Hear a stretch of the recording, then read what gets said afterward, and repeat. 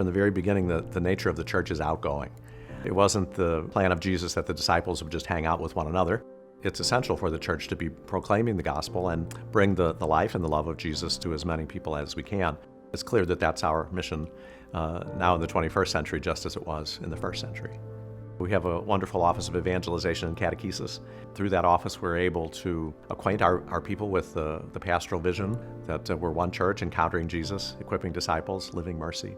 We help pastors cultivate leadership within their parishes so that more and more people can feel both the responsibility and the joy of sharing the faith with others as disciples of Jesus.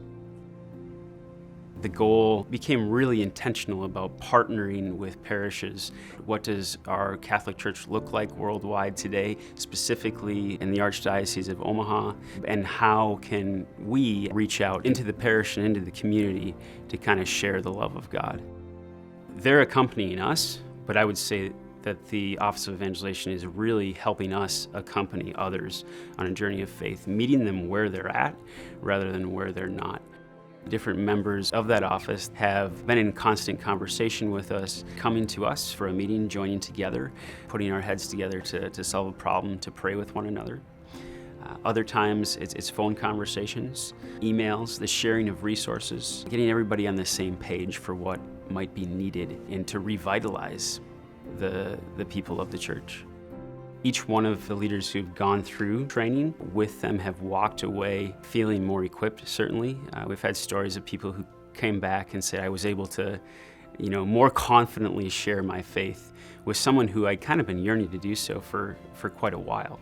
We see people all the time that maybe once were just walking out the doors after Mass, and now they're sticking around. We've had a rising up of people, folks who never would have considered themselves leaders in the past. It's also been a benefit just to more collectively work with other parishes, to see what's going on and how their work can transpire over here to St. Gerald's. Week in and week out, the staff of our Stewardship and Development Office acquaint people in our parishes with the Catholic understanding of stewardship, that we are blessed by God with so many good things, and also have the responsibility to share what we have with others and to dedicate a portion of what is ours for the work of the gospel. I believe in the power of education, and I have passion for the mission. Catholic schools help form students in their faith. The opportunity to help students see God across the curriculum.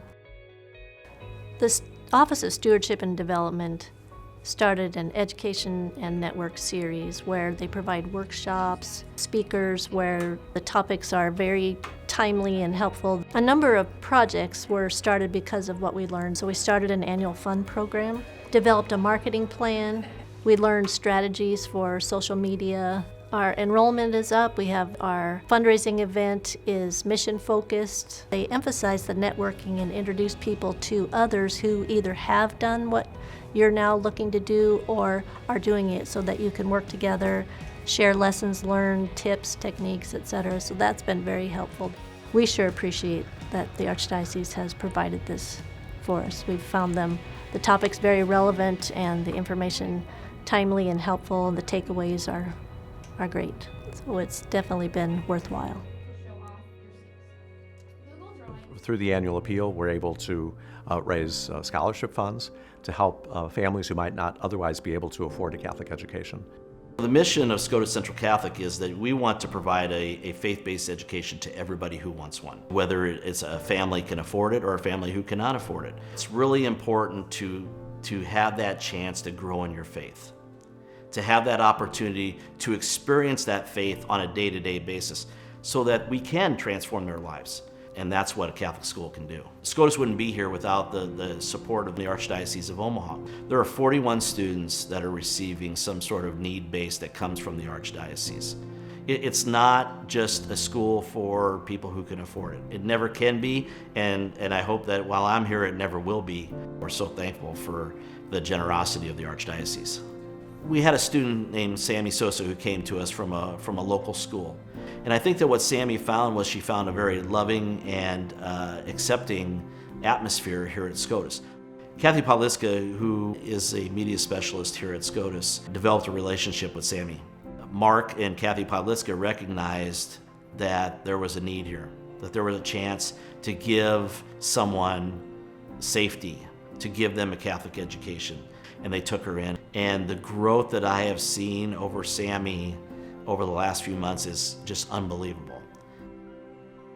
There are just some times in my life that I've just felt that God is just pushing you in a certain direction, and Sammy was one of those. I don't know what made me reach out to her, but I think it was because the Holy Spirit was there to guide me towards her.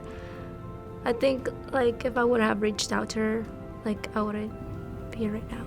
For myself, I've grown so much, and I'm really thankful that God put me with her.